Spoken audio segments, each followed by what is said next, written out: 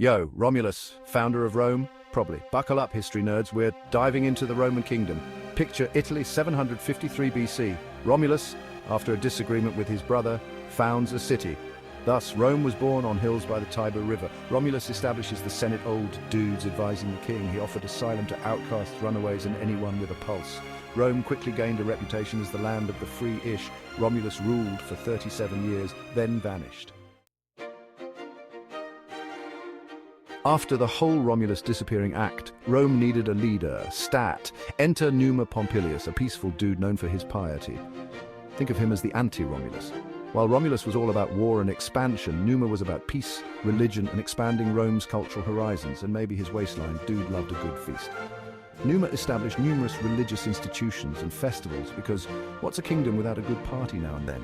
He also introduced a calendar system, very important for knowing when to plant crops, pay taxes, and plan your next toga party.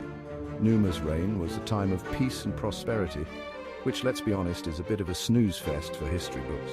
But hey, give the people what they need: stability, a functioning calendar, and regular access to religious festivities. After 4 decades of peace and quiet, Rome was itching for some action. Enter Tullus Hostilius, the third king of Rome. Now, this guy was a chip off the old Romulus block, a warrior king who believed in expanding Rome's territory and influence. His most famous conquest was the utter destruction of Alba Longa, a neighboring city that had the audacity to exist within spitting distance of Rome. It's a cautionary tale, really. Don't mess with Rome, especially when they're led by a guy who enjoys a good war.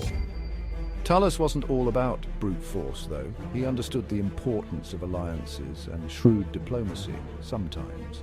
He forged treaties with other Latin cities, expanding Roman influence and securing their borders. He also expanded the Senate, bringing in more old dudes to offer their wisdom and complaints, probably. Tullus's reign was a period of significant military expansion, laying the groundwork for Rome's future dominance. Section 4, Ancus Marcius, building up Rome, literally. Following the war-hungry Tullus, Rome got another peaceful king, Ancus Marcius, the grandson of our old pal Numa Pompilius. Ancus, like his grandfather, focused on consolidating Roman power through religion and diplomacy. But Ancus had a different kind of construction in mind: infrastructure. He built Rome's first bridge across the Tiber River, the Pons Sublicius, which, let's be honest, was probably quite a feat in those days. Ancus also established the port of Ostia at the mouth of the Tiber, connecting Rome to the Mediterranean Sea and opening up a whole new world of trade and possibilities. You could say he was the original logistics king of Rome. He fortified the Janiculum Hill, a strategic point overlooking Rome, because even peaceful kings need to think about defense. Ancus's reign might not have been as flashy as Tullus's, but his contributions were essential to Rome's growth and prosperity.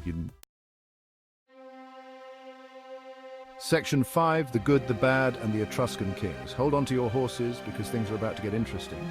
And by interesting, I mean a bit messy.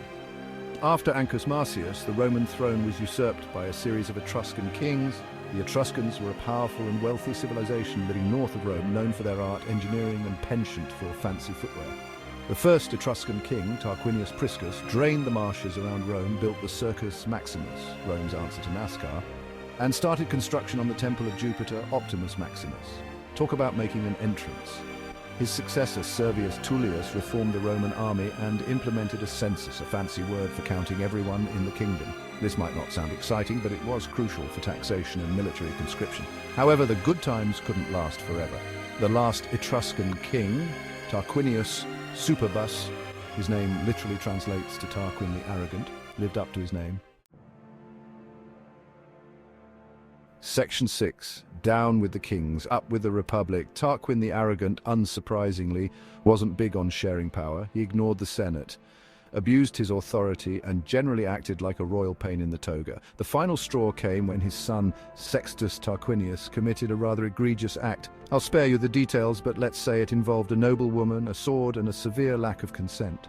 This act of tyranny sparked a revolution led by Lucius Junius Brutus, no relation to the Caesar salad guy. The Romans, fed up with kings and their tyrannical ways, kicked out Tarquin the Arrogant and his family and established the Roman Republic in 509 BC. And that, my friends, is how the Roman kingdom came to an end. It was a wild ride, full of legendary figures, epic battles, political intrigue, and a surprising amount of infrastructure development. The Roman kingdom might have been short-lived, but it laid the foundation for one of the most powerful and enduring empires the world has ever seen.